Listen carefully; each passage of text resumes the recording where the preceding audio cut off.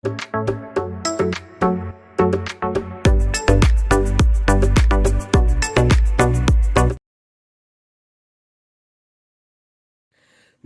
ഏവർക്കും study Nifty മലയാളത്തിന്റെ daily market ന്യൂസിലേക്ക് സ്വാഗതം. ഇന്ന് ഒക്ടോബർ 6 തിങ്കളാഴ്ചയാണ്. ആദ്യം വെള്ളിയാഴ്ച ക്ലോസ് ചെയ്ത ഇന്ത്യൻ വിപണിയിലേക്ക് വന്നാൽ പോസിറ്റീവിൽ തന്നെയാണ് ഒരിക്കൽ കൂടി ഇന്ത്യൻ വിപണി ക്ലോസ് ചെയ്തിട്ടുള്ളത്. ഇനി ഇന്നത്തെ ഏറ്റവും ഹൈലൈറ്റ് ആയിട്ടുള്ള ഒരു വാർത്തയിലേക്ക് വരാം. ശനിയാഴ്ച ജപ്പാനിൽ ഭരണകക്ഷിയായ ലിബറൽ ഡെമോക്രാറ്റിക് പാർട്ടിയുടെ സനെ തെഗായാച്ചിയെ പുതിയ പ്രധാനമന്ത്രിയായി ജപ്പാനിൽ തിരഞ്ഞെടുത്തു. ഇതോടെ ജപ്പാനിലെ ആദ്യത്തെ വനിതാ പ്രധാനമന്ത്രി കൂടിയായി അവർ. ഇതോടെ ജപ്പാനിലെ നിക്കി 225 സൂചിക ഏകദേശം 4% നേട്ടത്തിലാണ് ഇപ്പോൾ ട്രേഡ് ചെയ്യുന്നത്. ഈ ഒരു വാർത്ത ഈ വീക്കെൻഡിലെ തന്നെ ഏറ്റവും പ്രധാനപ്പെട്ട ഒരു വാർത്തയായിട്ട് നമുക്ക് കണക്കാക്കാവുന്നതാണ്. മറ്റ് പ്രധാനപ്പെട്ട കാര്യങ്ങളിലേക്ക് വന്നാൽ ഈ ആഴ്ച മുതൽ റിസൾട്ട് സീസണുകൾ ഇന്ത്യയിൽ ആരംഭിക്കുകയാണ്. ആഗോളതലത്തിൽ ദുർബലമായ ഡിമാൻഡും ക്ലയന്റ് ചെലവുകളിൽ ജാഗ്രത പാലിക്കുന്നതും കാരണം IT സ്ഥാപനങ്ങൾ രണ്ടാം പാദത്തിൽ മന്ദഗതിയിലുള്ള വളർച്ചയാണ് പ്രതീക്ഷിക്കുന്നത്. ഇപ്പോൾ US നിന്നും പുതുതായിട്ട് വന്നിട്ടുള്ള പ്രശ്നമായിട്ടുള്ള US H1B വിസ നിയമത്തിലെ മാറ്റങ്ങൾ ഈ മേഖലയ്ക്ക് കൂടുതൽ അനിശ്ചിതത്വങ്ങൾ വർദ്ധിപ്പിക്കുന്നു. ഒക്ടോബർ 9 രണ്ടാം പാദ ഫല സീസൺ TCS ആരംഭിക്കും. മറ്റൊരു വാർത്തയുള്ളത് ഡിഫൻസ് മേഖലയെ സംബന്ധിച്ചിട്ടുള്ളതാണ്.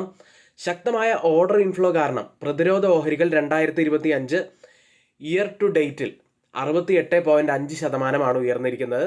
നിഫ്റ്റി ഇന്ത്യ പ്രതിരോധ സൂചിക 25.3% ഉയർന്നു. നിഫ്റ്റി ഉയർന്നത് വെറും 5.28%. അതായത് നിഫ്റ്റിയെ മറികടന്ന് നിഫ്റ്റി ഇന്ത്യ പ്രതിരോധ സൂചിക നല്ല നേട്ടമാണ് ഉണ്ടാക്കിയിരിക്കുന്നത്. ഗാർഡൻ റീച്ച് ഷിപ്പ് ബിൽഡേഴ്സ് 68.5% ഉയർന്നു. Astra microwave 45%, Paras defence 44%, solar industries 41%, Bharat electronics 40%വുമാണ് ഈ കാലയളവിൽ ഉയർന്നത്. മറ്റൊരു വാർത്തയുള്ളത് അഗ്രികൾച്ചർ സെക്ടറിനെ സംബന്ധിച്ച് നെഗറ്റീവായിട്ടുള്ള ഒരു വാർത്തയാണ്. മിച്ചമഴയും വെള്ളപ്പൊക്കവും നിരവധി സംസ്ഥാനങ്ങളിൽ, പ്രധാനമായും മഹാരാഷ്ട്ര, പഞ്ചാബ്, രാജസ്ഥാൻ എന്നിവിടങ്ങളിലെ ഖാരിഫ് വിളകൾക്ക് നാശമുണ്ടാക്കിയിട്ടുണ്ട്. തുടർച്ചയായ മഴയും മൺസൂൺ പിന്മാറ്റവും കാരണം പല പ്രദേശങ്ങളിലും വിളവെടുപ്പ് വൈകി. ഏതായാലും ഇനി വരുന്ന പാദഫലങ്ങൾ അത്രത്തോളം അഗ്രികൾച്ചർ സെക്ടറിനെ സംബന്ധിച്ച് അത്ര നല്ലതാവില്ല എന്നുള്ള സൂചനകളാണ് ഇപ്പോൾ കിട്ടിക്കൊണ്ടിരിക്കുന്നത്. ഇനി വെള്ളിയാഴ്ച ക്ലോസ് ചെയ്ത US മാർക്കറ്റുകളിലേക്ക്. കഴിഞ്ഞ ആഴ്ച S&P 500ഉം നാസ്ഡാക്കും തുടർച്ചയായ 4ാമത്തെ ആഴ്ചയും പോസിറ്റീവിലാണ് ക്ലോസ് ചെയ്യുന്നത്. ഈ ആഴ്ച ഫെഡറൽ ഉദ്യോഗസ്ഥരിൽ നിന്നുള്ള സ്പീച്ചുകൾ തന്നെയാണ് പ്രധാനപ്പെട്ടതായിട്ട് ഈ ആഴ്ച പുറത്തു വരാനുള്ളത്.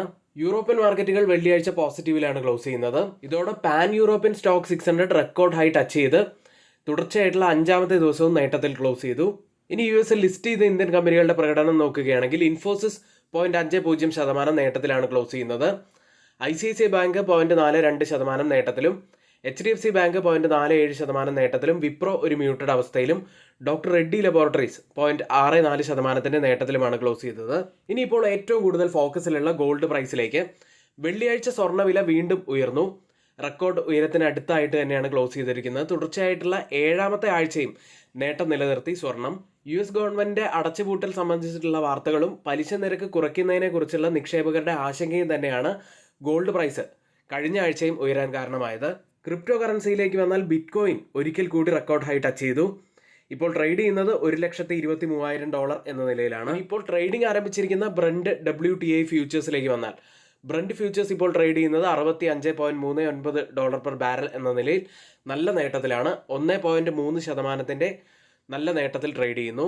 WTI ഉള്ളത് $61.70 പെർ ബാരൽ എന്ന നിലയിൽ 1.35% നേട്ടത്തിൽ ട്രേഡ് ചെയ്യുന്നു. ഏഷ്യൻ വിപണിയിലേക്ക് വന്നാൽ ജപ്പാൻ മാർക്കറ്റ് ശക്തമായ നിലയിൽ ട്രേഡ് ചെയ്യുന്നു എങ്കിലും ഇപ്പോൾ ഓപ്പൺ ചെയ്തിരിക്കുന്ന ഏഷ്യൻ മാർക്കറ്റുകൾ ഗിഫ്റ്റ് നിഫ്റ്റി സൂചിപ്പിക്കുന്ന നിഫ്റ്റിയിൽ ഏകദേശം 30 മുതൽ 40 പോയിന്റ്സിൻ്റെയൊക്കെ ഒരു ഗ്യാപ് ഡൗൺ ഓപ്പണിങ്ങിന് സാധ്യതയുണ്ട് എന്നാണ്. മറ്റു വാർത്തകളിലേക്ക് വരാം. അതിനു മുന്നേ ട്രേഡിങ്ങിനെ കുറിച്ച് നിങ്ങൾക്ക് കൂടുതലായിട്ട് പഠിക്കണമെന്നുണ്ടെങ്കിൽ ബിഗിനേഴ്സിനായിട്ട് ഞങ്ങൾ ഇതാ പുതിയ ബാച്ച് ഇവിടെ ആരംഭിക്കുകയാണ്. സ്റ്റോക്ക് മാർക്കറ്റിന്റെ ബിഗിനേഴ്സിനായിട്ടുള്ള ട്രേഡിംഗ് കോഴ്സ് ഈ വരുന്ന ഒക്ടോബർ 8 ബുധനാഴ്ചയാണ് ആരംഭിക്കുന്നത്. പഠിക്കാൻ ആഗ്രഹിക്കുന്ന സ്റ്റുഡൻസ് ആദ്യത്തെ ക്ലാസ് മുതൽ തന്നെ അറ്റൻഡ് ചെയ്യാൻ ശ്രമിക്കുക. അതിനായിട്ട് നിങ്ങളുടെ സീറ്റുകൾ ഇപ്പോൾ തന്നെ ബുക്ക് ചെയ്യുക. 1 മാസമാണ് കോഴ്സിൻ്റെ ഡ്യൂറേഷൻ വരുന്നത്. അത്തരത്തിൽ കോഴ്സ് അറ്റൻഡ് ചെയ്ത വിദ്യാർത്ഥികളുടെ അഭിപ്രായങ്ങൾ കൂടി നമ്മൾ ഇതിനോടൊപ്പം ചേർക്കുന്നുണ്ട്. ഇന്ന് അത്തരത്തിൽ ജിജു മാത്യു എന്ന് പറഞ്ഞ വ്യക്തി, അദ്ദേഹത്തിൻ്റെ സ്വദേശം കണ്ണൂരാണ്. ക്ലാസ്സിനെ കുറിച്ചുള്ള അദ്ദേഹത്തിൻ്റെ അഭിപ്രായങ്ങൾ നമുക്കൊന്ന് നോക്കാം. ഹായ് ഫ്രണ്ട്സ്, എല്ലാവർക്കും നമസ്കാരം. എൻ്റെ പേര് ജിഞ്ചു മാത്യു. ഞാൻ കണ്ണൂർ ജില്ലയിലെ കൊട്ടിയൂർ എന്ന് പറയുന്ന സ്ഥലത്താണ് എൻ്റെ വീട് വരുന്നത്.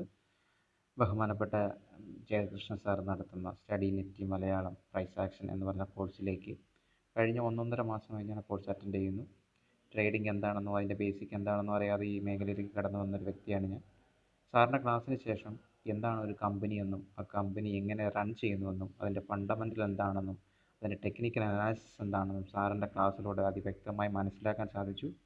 നമ്മുടെ സംശയങ്ങൾ അത് വളരെ ലളിതമായ രീതിയിൽ നമുക്ക് മനസ്സിലാകുന്ന രീതിയിൽ വിശദീകരിച്ച് തരാൻ സാറിൻ്റെ ആ ഒരു നർമ്മം കലർന്ന മറുപടികൾ നമ്മളെ സഹായിച്ചു. എല്ലാ സംശയങ്ങൾക്കും വളരെ വ്യക്തമായ മറുപടി നൽകുവാനും അതുവഴി നമ്മുടെ ട്രേഡിങ്ങിലുള്ള സ്കില്ല് വർദ്ധിപ്പിക്കുവാനും സാറിൻ്റെ ഈ ക്ലാസ് വളരെ ഉപകാരപ്പെട്ടു എന്ന് വേണം എനിക്ക് പറയാൻ. മുന്നേ വെറുതെ ട്രേഡുകൾ കണ്ണും പൂട്ടിയെടുത്തുകൊണ്ടിരുന്ന ആൾക്കാരായ ഞങ്ങൾ ഇപ്പോൾ എല്ലാം മനസ്സിലാക്കി ഇന്നല്ലെങ്കിൽ നാളെ ഒരു കമ്പനി എങ്ങോട്ട് പോകും, ഏത് ദിശയിൽ സഞ്ചരിക്കാൻ സാധ്യതയുണ്ട് എന്ന് വളരെ വ്യക്തമായി മനസ്സിലാക്കാൻ സാറിൻ്റെ ഈ കോഴ്സിലൂടെ സാധിച്ചു. സാറിന് വളരെയധികം നന്ദിയുണ്ട് നമുക്ക് ഈ കാര്യങ്ങൾ പറഞ്ഞു തന്നതിൽ.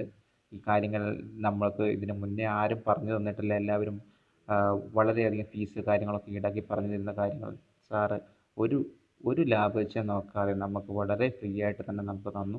സാറിന് 1000 വിജയാശംസകൾ നേരുന്നു. ഈ ക്ലാസ് അറ്റൻഡ് ചെയ്യാൻ ആർക്കെങ്കിലും ഒക്കെ സാധിച്ചാൽ അവർക്കത് വളരെ ഉപകാരമായിരിക്കും. Thank you friends.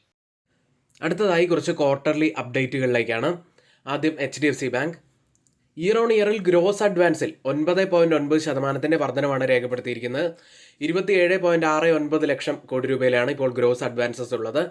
Average deposit ഗ്രോത്തിൽ year on ഇയറിൽ 15.1% വർധനവ് വന്നിരിക്കുന്നു. 27.1 ലക്ഷം കോടി രൂപയിലാണ് ഇപ്പോൾ ആവറേജ് ഡെപ്പോസിറ്റ് ഗ്രോത്ത് ഉള്ളത്. കാസ ഡെപ്പോസിറ്റ്സിലും ഇയർ ഓൺ ഇയറിൽ 8.5% വർധനവ് വന്നിരിക്കുന്നു. ആവറേജ് AUMലും 9% വർധനവാണ് വന്നിരിക്കുന്നത്. അടുത്തത് ഇൻഡസ്ഇൻഡ് ബാങ്കുമായി ബന്ധപ്പെട്ട ഒരു Q2 അപ്ഡേറ്റിലേക്കാണ്. നെറ്റ് അഡ്വാൻസിൽ 8% ഇടിവാണ് ഇയർ ഓൺ ഇയറിൽ രേഖപ്പെടുത്തിയത്. 3.27 ലക്ഷം കോടി രൂപയിലാണ് നെറ്റ് അഡ്വാൻസസ് ഉള്ളത്. നെറ്റ് ഡെപ്പോസിറ്റ്സിൽ 5% ഇടിവ് വന്നിരിക്കുന്നു. 3.89 ലക്ഷം കോടി രൂപയിലാണ് നെറ്റ് ഡെപ്പോസിറ്റ്സ് ഉള്ളത്. അടുത്ത ബജാജ് ഫിനാൻസുമായി ബന്ധപ്പെട്ട Q2 അപ്ഡേറ്റിലേക്ക്. Customer franchise ഉയർന്നിരിക്കുന്നു. 110.64 മില്യണിലാണ് ഇപ്പോൾ കസ്റ്റമർ ഫ്രാഞ്ചൈസി ഉള്ളത്. കഴിഞ്ഞ വർഷം ഇതേ കാലയളവിൽ 92.09 മില്യൺ ആയിരുന്നു ഉണ്ടായിരുന്നത്. പുതിയ ലോൺ ബുക്സിൽ 26% വർധനവ് വന്നിരിക്കുന്നു. AUMൽ 24% വർധനവും രേഖപ്പെടുത്തിയതായി കാണാം. ഏതായാലും നല്ലൊരു Q2 അപ്ഡേറ്റ് തന്നെയായിരുന്നു അത്. അടുത്ത ബാങ്ക് ഓഫ് ബറോഡയാണ്. ഗ്ലോബൽ ബിസിനസ്സിൽ 10.47% വർധനവ് ഇയർ ഓൺ ഇയറിൽ രേഖപ്പെടുത്തി. ഗ്ലോബൽ അഡ്വാൻസിൽ 11.9% വർധനവും ഇയർ ഓൺ ഇയറിൽ വന്നിരിക്കുന്നു. ഗ്ലോബൽ ഡെപ്പോസിറ്റ്സിൽ 9.28% വർധനവുമാണ് ബാങ്ക് ഓഫ് ബറോഡയുടെ Q2 അപ്ഡേറ്റ് പറയുന്നത്. മറ്റൊരു ബാങ്ക് കൊടാക് മഹീന്ദ്ര ബാങ്കാണ്. നെറ്റ് അഡ്വാൻസിൽ 15.8% വർധനവ് വന്നിരിക്കുന്നു. നെറ്റ് അഡ്വാൻസ് ആവറേജിൽ 14.6% വർധനവും ടോട്ടൽ ഡെപ്പോസിറ്റ് പീരീഡിൽ 14.6% വർധനവും ടോട്ടൽ ഡെപ്പോസിറ്റ്സിൽ 14.4% വർധനവും വന്നിരിക്കുന്നു. ഇന്ന് F&O സെഗ്മെന്റിൽ ബാനായ സ്റ്റോക്ക് RBL ബാങ്ക് മാത്രമാണ്. അടുത്തതായി FIDA ആക്ടിവിറ്റിയിലേക്കാണ്. FIs 1583 കോടി രൂപയ്ക്കാണ് വെള്ളിയാഴ്ച സെല്ല് ചെയ്ത്. DIs ആവട്ടെ 490 കോടി രൂപയ്ക്ക് ബൈ ചെയ്തു. FIs ഇപ്പോഴും സെല്ലേഴ്സ് തന്നെയാണെങ്കിലും അവരുടെ സെല്ലിങ്ങിൽ കാര്യമായിട്ടുള്ള കുറവ് വന്നത് നമുക്ക് പോസിറ്റീവായി തന്നെ കാണാവുന്നതാണ്. അടുത്തതായി ഇപ്പോൾ ട്രേഡിംഗ് നടക്കുന്ന ഏഷ്യൻ മാർക്കറ്റുകളിലേക്ക്. നമ്മൾ പറഞ്ഞതുപോലെ ജപ്പാൻ മാർക്കറ്റ് തന്നെയാണ് ഫോക്കസിലുള്ളത്. ഇപ്പോൾ 4.5% നേട്ടത്തിൽ ട്രേഡ് ചെയ്യുന്നു. മറ്റ് ഏഷ്യൻ മാർക്കറ്റുകളിലൊന്നും ഈ ഒരു ഉണർവ് കാണാനില്ല. സിംഗപ്പൂർ മാർക്കറ്റ് 0.13% നേട്ടത്തിൽ, ഹോങ്കോങ് മാർക്കറ്റ് 0.41% ഇടിവിൽ, ഗിഫ്റ്റ് നിഫ്റ്റി ഇപ്പോൾ ഉള്ളത് 24,959 എന്ന നിലയിൽ 10 പോയിന്റ്സിന്റെ ഇടിവിലാണ്. അതായത് ഇന്ന് നമ്മുടെ മാർക്കറ്റിൽ ഏകദേശം 40 മുതൽ 50 പോയിന്റ്സിൻ്റെയൊക്കെ ഒരു ഗ്യാപ് ഡൗൺ ഓപ്പണിങ്ങിനാണ് ഇപ്പോഴത്തെ ഈ ഒരു നില വെച്ച് സാധ്യതയുള്ളത്. ഇപ്പോൾ സമയം 7 മണി കഴിഞ്ഞ് 15 മിനിറ്റാണ്. ഇന്ന് നമ്മൾ നിഫ്റ്റിയിലും ബാങ്ക് നിഫ്റ്റിയിലും ശ്രദ്ധിക്കേണ്ട പ്രധാനപ്പെട്ട കുറച്ച് കാര്യങ്ങളിലേക്ക്. 24,894 58 പോയിന്റ്സ് ഉയർന്നാണ് നിഫ്റ്റി വെള്ളിയാഴ്ച ക്ലോസ് ചെയ്യുന്നത്. നിഫ്റ്റിയെ സംബന്ധിച്ച് ചാർട്ടിലേക്ക് വരികയാണെങ്കിൽ സെപ്റ്റംബർ 26 ആ ഒരു റെഡ് ക്യാൻഡിൽ അതിന് മുകളിലായിട്ട് ഒരു ഗ്രീൻ ക്യാൻഡിൽ ക്ലോസിംഗ് വെക്കുകയാണെങ്കിൽ പോസിറ്റീവ് ആണ് എന്ന് നമ്മൾ പറഞ്ഞിരുന്നു. അത്തരത്തിൽ തന്നെ ഒരു ഗ്രീൻ ക്യാൻഡിൽ ക്ലോസിംഗ് തന്നെയാണ് വെച്ചിരിക്കുന്നത്. ഒരു റിവേഴ്സലിന്റെ സാധ്യതകൾ തന്നെയാണ് ഇപ്പോൾ കാണുന്നത്. ഇനി ഇന്നും ഒരു റെഡ് ക്യാൻഡിൽ തന്നെയാണ് ഫോം ആവുന്നതെങ്കിൽ അത് കൂടുതൽ പോസിറ്റീവ് ആയിട്ടുള്ള കാര്യം തന്നെയാണ്. അങ്ങനെയാണെങ്കിൽ പിന്നീട് അത് റിവേഴ്സലായിട്ട് തന്നെ നമുക്ക് കണക്കാക്കാവുന്നതാണ്.